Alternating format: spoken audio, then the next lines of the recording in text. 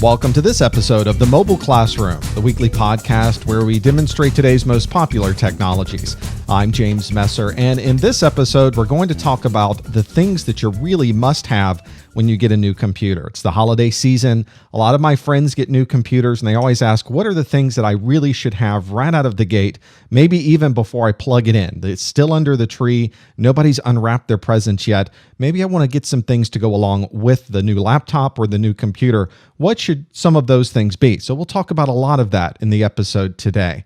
Before we get into the details of that, I want to make sure everybody's aware that this podcast completely free. So you can watch every single second of this week's podcast for absolutely free. If you are a mobile member, you actually get the podcast in a higher resolution. You get it in full 720p, which is 1280 by 720 resolution. You could play it on a big screen television. It looks beautiful. You should really look into being a mobile member. You can find out more about that at our themobileclassroom.com/members.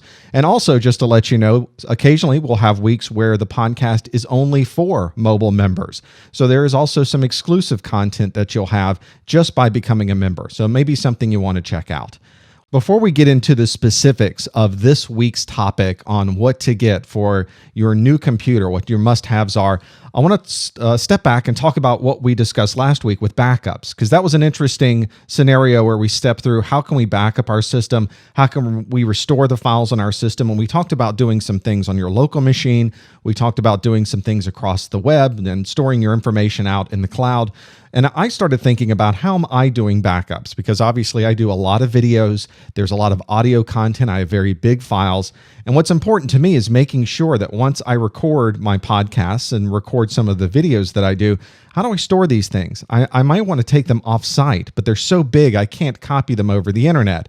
And I was discussing this with a friend of mine, and he said, well, I have a great idea for you. It's something that I use. It's something called Blacks, and it's this docking station that this particular model allows me to put two separate hard drives in.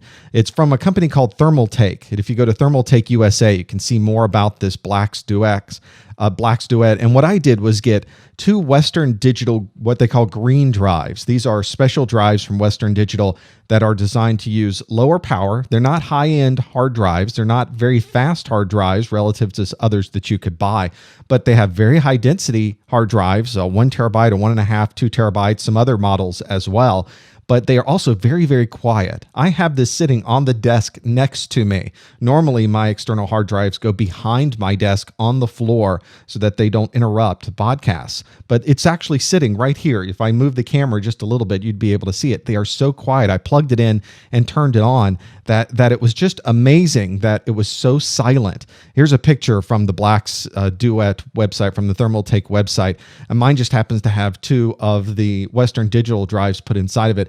And it's great. I can see these two separate drives in my system now and copy them over. What's nice about this, and what's a little different than most USB connected drives, is once I'm done with a drive, I can simply pop it out, take it somewhere else, take it off-site somewhere to store it, and just put a new drive in there. If I ever want to upgrade it, this is a 1.5 terabyte drives that I put in mine, but if I wanted to upgrade that and put 2 terabyte drives in, or whatever the next biggest drive is going to be for me, very simple now for me to move these things in and out. I don't have to buy brand new big USB connected chassis. I don't have to disconnect and do chassis myself. I just stick a drive right in there. There's no special hardware I need. I just take it right out of the case. I put it in there. It literally was up and running in 5 minutes. A really nice solution for backup, and something I thought was pretty interesting too. So you may want to try something like that on your system at home or some of your laptops to back up some of your equipment. Well, working with backups is great, but there's also a number of things you have to think of right out of the gate when you're getting a brand new computer. And we're going to talk today about 3 specific areas. The first is, how do we protect this new laptop or this new desktop system that we've purchased? This is pretty important these days, considering all the bad guys out there on the internet and the things that they can do to your computer. We'll talk about what you can do to protect yourself.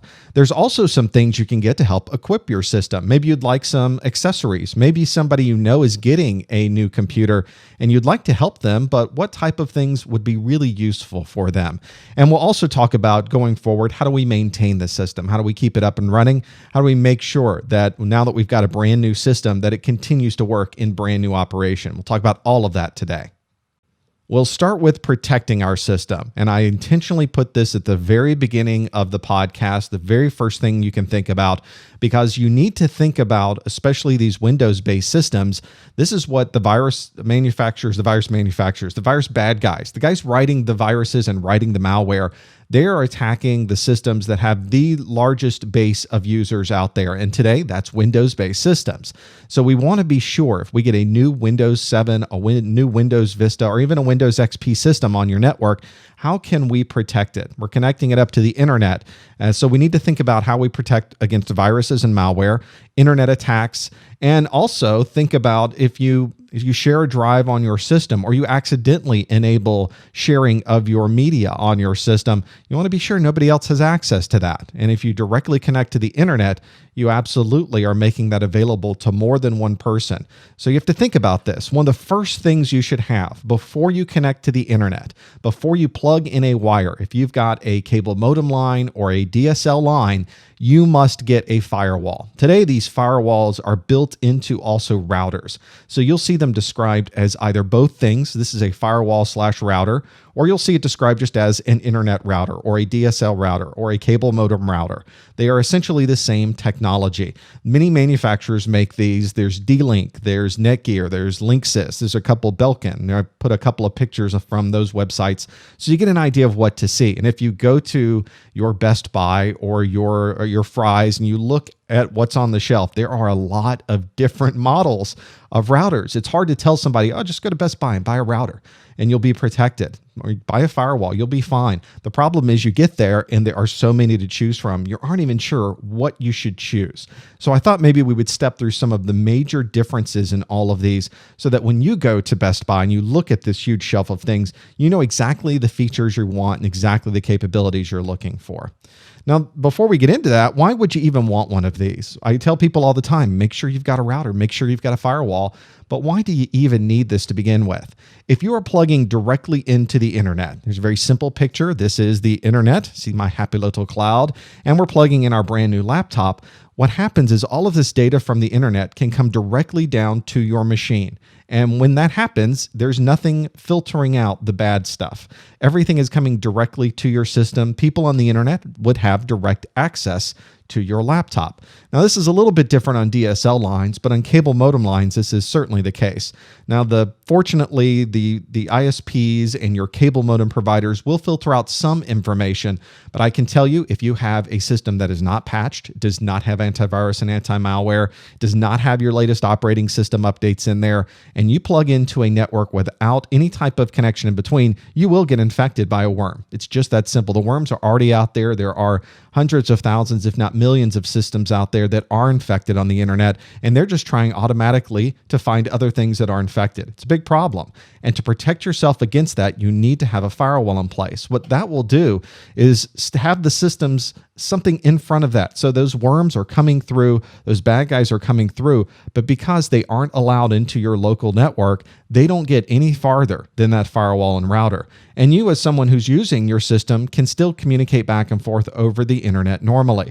The only thing that is allowed through that router and that firewall is the information that is only supposed to come back to you. So it's a very smart device. It knows when you made a request out to Google, and it knows when that response comes out that that was the response to the request you sent, and it will allow that good traffic through. I guess relatively good traffic through. We'll talk more about that in a moment. So really important that we have a firewall and a router in place, because that is a major source of infection on the network, is not having that type of protection there. We talked about having all of these different firewalls. There's walls of firewalls when you walk into Best Buy and you walk into Fry's. And so which one do you really need to have? Let's think about how we should pick the right firewall for you. First, you should look at what is the speed of the wireless network on this firewall and this router. Here's a very typical firewall and router and wireless access point all bundled into one. These are multi-function devices. And the way this works, this Ethernet connection on the back, I would plug into my cable modem or my DSL line, my DSL router that the router the ISP provides me. And then I would plug in my laptop or my new computer into any of these yellow connections, LAN 1, LAN 2, LAN 3, or LAN 4. They're protected. They're behind the firewall. Or you may be on a wireless network that is behind the firewall, and it works exactly the same way. It protects that wireless and the wired network from everything coming in through that WAN connection. So the first thing you can think about, if you're going to connect wirelessly, and why shouldn't you, think about what type of wireless access points you might want. It's hard to find an 802.11b access point anymore. These are older access points or older wireless technologies. They will technically only run at 11 megabit per second. The ones that you'll normally find on the shelf these days are 802.11g. Those are 54 megabit per second.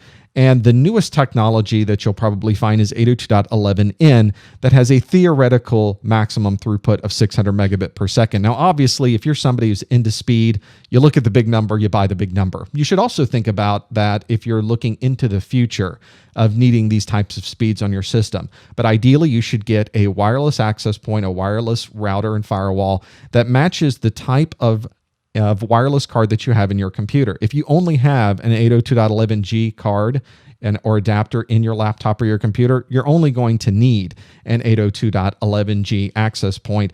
Notice 54 megabit per second is probably much faster than you are getting through your internet connection. So if all you're ever going to use this wireless connectivity for is to connect to the internet, that's probably all you need. Now, if you have more than one system inside of your network and you would like to transfer files and information between those and stream media and watch movies between those and listen to music between those systems, maybe you want to spend a few extra dollars then and get the faster system. Otherwise, you could probably make do with an 802.11g. Just make sure it matches what you have in your laptop, or think about maybe upgrading later. You might want to move to a faster speed later on. And you'll have to mix and match and figure out the differences in prices. But these days, there's not much difference in getting that extra N over the G. So it may be something that's worthwhile from a financial perspective. Now that we've covered the wireless aspect of this, there are also different speeds that you can get if you are connecting to the wireless ports on the back of your firewall. Now, if you're not ever going to connect to the wired connections, you're going to be wireless only, you won't have to worry about this. In fact, you could probably get one that will only need to support 100 megabit per second on that wireless Ethernet, on the wired Ethernet connection. Now, if you are somebody who does connect in a lot of devices like me, I like to connect in my laptop. I'm transferring video files. I have a lot of different computers on my network. I'm going to get a firewall where these ports on the back of my device are running at 1 gigabit or 1000 megabit per second. So if it says it's a 1 gig firewall on these Ethernet connections, that's what it's referring to. It's referring to these wired connections that you're physically plugging into. If you're not going to be transferring a lot of files, you're just going to be very casually transferring and sharing information between systems, and even just music between systems, you don't need gigabit connectivity. The gigabit costs a little bit more. Maybe you can make do with 100 megabits. So that's the second thing you should look at when you're purchasing one of these firewalls, one of these routers, is to make sure that not only the wireless connection is the speed you need, but the wired connection is the speed you need as well. There are some other extra capabilities that you can get in routers and firewalls. One of them is called quality of service, and it probably doesn't say this on the front box of the firewall, because if you walk into Best Buy, who knows what in the world that means, quality of service. Usually it's something like a gaming router or a voice over IP router. It's specifically designed to work where you need to make sure that certain types of traffic going over your network have a higher priority than other types. And this means that you could play your Xbox or you can talk on your voice over IP phone and at the same time do file transfers and stream video and stream music without affecting the quality of your gaming experience or the quality of your telephone call. And there are particular firewalls that can recognize those types of traffic and make them a higher priority so that nobody else in the house is going to ever affect your phone from working or your game system from working. You'll have to decide which one of those is most important for you. There's also other firewalls that have other additional extra nifty capabilities in them. There are a couple that have USB ports on the back, for instance, where you can plug in an external USB storage device and then be able to access that storage device over the network. That means that any system that's in your network, that's in your house, would have access to that storage. Now, obviously, there's some security concerns with this. You want to be sure that if this is a wireless router, that you make sure it's tightened down and very secure, that nobody else can come in and see your files. But that also opens opens up anybody in your house, again, to do backups, a perfect solution if you'd like to plug in that brand new Thermaltake dual blacks that you got and plug it into your USB connection and be able to have anybody in your network be able to back up any files they need and share any files they need right over the network. Makes it very simple. You plug in, you play. Costs a little bit more, but maybe that nifty feature would be worth it for you. Now that we have protected ourselves from the raw data that may be coming across the network or people directly trying to get information from our device by putting a firewall in place, we need to think about a second layer of protection against viruses and against malware. When you first get a brand new computer, it probably has some type of antivirus, some type of anti-spyware, malware already on it from probably a big name. It probably has a McAfee. It probably has a Norton, probably has a Trend type antivirus system on there. And it's probably right out of the box going to work just fine for you. But the reason they put it on your system is that it's going to expire.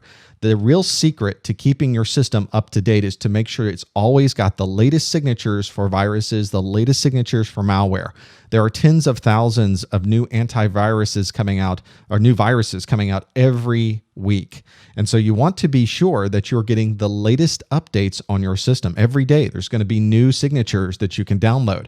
As soon as your subscription runs out, you don't get new signatures. And immediately your system is going to be vulnerable to the latest viruses. And those are the ones the bad guys are really going to throw at you.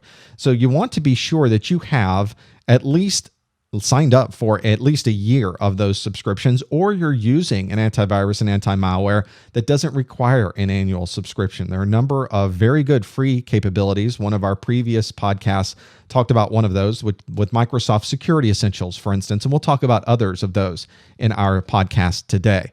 So even though it's running today, you get it out of the box through December, through January, you're probably going to be okay. Just make sure you're thinking about the future with these things.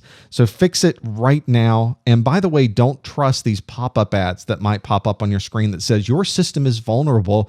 Click here to download your antivirus, anti-malware 2010, because that is actually spyware and malware.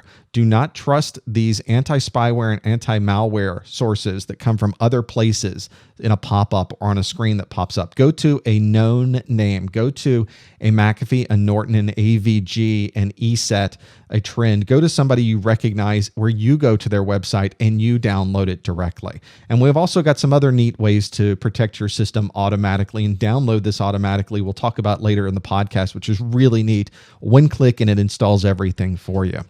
Now, why would you even need antivirus and anti-malware? People will come to me all the time and say, I don't need that. I'll talk about why in just a moment, or some of the things they tell you in just a moment. But here's the way that this works, is that whenever you are on your laptop or your system and you're talking out to a web server, that web server is sending information right through your firewall and router. And so it's very now simple for the bad guys to put the bad code on the web server. That's where they're really attacking today. They're not attacking your system anymore. They're attacking the web server that you're communicating to, because they know if they can latch onto the communication coming back to you, that they can go right through your firewall and right through your router.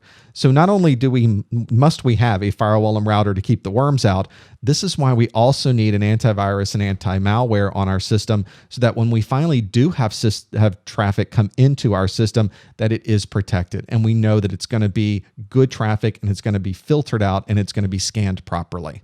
People tell me all the time, I don't need antivirus. I'm someone who doesn't put that on my system because it's horribly slow. Just slows your system down. It's not even worth putting on there. And that probably was true about 5 years ago. If you loaded up some anti-spyware and anti-malware, especially consumer-based, it was very bloaty. It was very slow. It would drag your system down. That was like 5 years ago. These days, our processors are much faster. Our systems, operating systems, are much faster. And the virus manufacturers, the antivirus manufacturers, the programmers looked at their code and said, you know what, you're right. This is kind of bloaty. And they've taken their programs and honed them down. So the things that you were running 4 or 5 years ago that seemed draggy, you could take the latest version of that software and load it on your system, and you'll never even notice it's there. And a really good example of this was Symantec. They recognized that their Norton antivirus was very bloaty and very slow, and it was. I was running it. And they came out with a new version, and part of their marketing campaign was, we got rid of the bloat. It's much faster now. We reprogrammed it from the bottom up, and it's much faster. And I've used it. Indeed, it was much faster. It made a big difference in the overall performance of your machine. So just because it used to work that way doesn't mean it works that way anymore. People also tell me I'm very smart. I know what not to click, so I don't have to worry about that. Well, the problem these days is because the bad guys are putting this on a website somewhere, they know that you don't have to click anything. This is called a drive-by download. You just visit a website. The bad code is in a flash file on the website that automatically plays. The bad code is embedded within the web page that you're visiting, that you've already requested that web page to come down to you.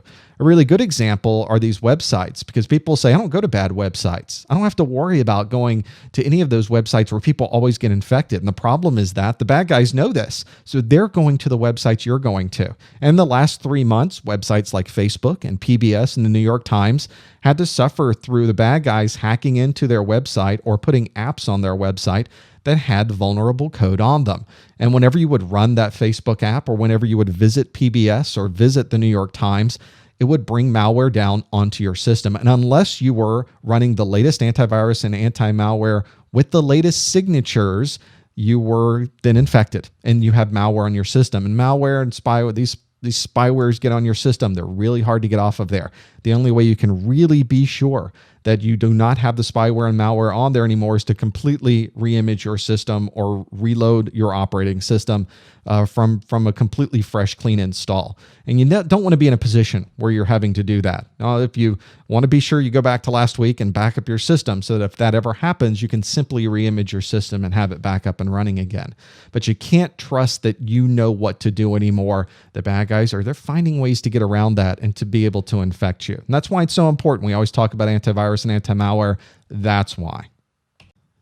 Okay, now that I've scared you into getting a router and a firewall and an antivirus and an anti-malware, and hopefully I've explained to you why you need those things. And it's not going to scare you. Just put it on your system. You'll be protected. It's really a simple thing to do that gives you so much layers of protection there. Now that your system's completely safe, we can plug it into the internet. We can make sure we've got all of our latest downloads, make sure your operating system updates are running as you would expect and everything is up to date.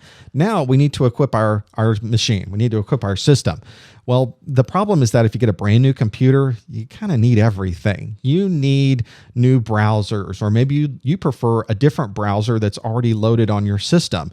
You are somebody who likes to use instant messaging, and there might be an instant messaging already on your new computer, but you use Yahoo or you use Microsoft Networks, or you use many different instant messagings. It would be nice if you had one program that connected to many different instant messaging systems all at the same time. Maybe you're someone who writes a lot of documents. You're writing a book. Maybe you have a lot of spreadsheets. Maybe you like to do presentations like this. You may need to have additional software that doesn't come with your system to be able to have that happen. Maybe you'd like to have some special utilities to keep your system up and running all the time. And of course, I mentioned you may also want to have some virus protection and malware protection. Well, that's a lot. If you just go to a brand new computer, just to get it equipped with everything you would need, you have to go to a lot of different websites, assuming you know exactly what the programs are that you would like to install. Well, fortunately, there's a very easy way to do this software installation through a website called Ninite. It's ninite.com. And this is a place you can go and very easily from one web page, select all of the different programs that you would like to install, click a button, and sit back. And all of those different programs that come from many different companies and different manufacturers and different developers and different places all just get installed all at once, all completely hands-off. And it's absolutely free for personal use. What a great thing to have. Let's run through a Ninite configuration and see exactly how it works. Here's my brand new Windows XP system. It doesn't have any special browsers on it or instant messaging. And I want to go to ninite.com. Hit my Control Enter there. Fills out the www and the com at the end for me. And here's the website. It is the easiest way to get apps. You pick the apps, you click a button for the customized installer, and you're finished. This is so simple. I'm using this all the time now. You can imagine the time I'm saving because it separates this out. First, I can pick the software I want. I can pick Chrome or Safari or Opera or Firefox. Yeah, I'd like Firefox. And my instant messaging, I can choose Skype. I like Skype, so I like to use Skype to do some of that. Pigeon is an instant messaging that connects to a lot of different instant messaging simultaneously. Thunderbird is a nice email system. Some media. Maybe I'd like to install iTunes on this machine. Maybe I'd like some open source. VLC is a great media player. You may be using it to watch this podcast. Some imaging systems. This is great. I don't have a way to look at pictures on my new computer, or I'd like to add on capabilities to do editing, like with Paint.net or with GIMP. Those are great free editing software that you can put on a system. So if you're into correcting some pictures or changing the cropping, that's useful. Here's some documents. OpenOffice is a great free Office system, or you may want to try the trial edition of Microsoft Office. Security, I mentioned installing Avast, AVG, Malwarebytes, Microsoft Security Essentials, Spybot Search and Destroy. All free antivirus and anti-malware systems, something that you can click on with one click and install, for instance, AVG, and it will be installed on your system. I think I already have antivirus on my system, so I'm not going to install that. You may need a Flash player. That's something you almost always have to install on your system.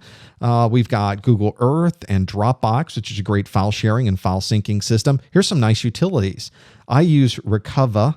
If you've ever deleted a file, especially a file on a camera or a flash, I deleted every single picture from a Disney trip one time. My son got my camera and clicked the wrong button and deleted everything on my 80 gig hard drive of the camera that you're watching this on right now.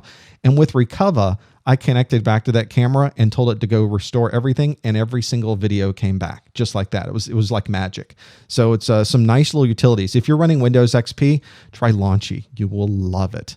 And also some compression. If you're doing zip, 7-zip is absolutely free. It's the one I use. It's fabulous. And some developer tools. If you start to use Notepad or you SSH into different servers or you do file transfers, these are great things. So I've selected a few in here, and a quick button at the bottom says get the installer. I click a button. It says, well, here are all the different things that you've selected. That looks pretty good. If you want to change it, you can always change it right now, or let's just download the installer. We click a button. It says, would you like to run or save this file? Let's just run it. I'm not even going to save this to my hard drive. It's a very small file. And it says, okay, we're going to run this software. It is an executable on your system.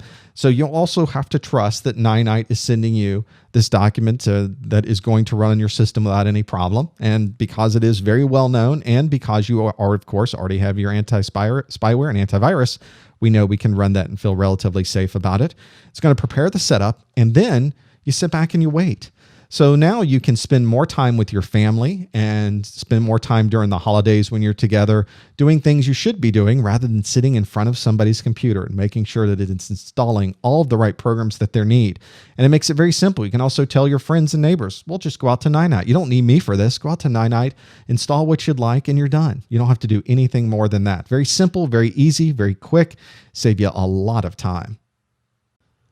As far as maintaining your system, you've already made yourself a very protected system with your firewall. You've got the programs you need. Now you're going to put songs on your system, videos. You're going to make sure that you've got all of your family photos on there.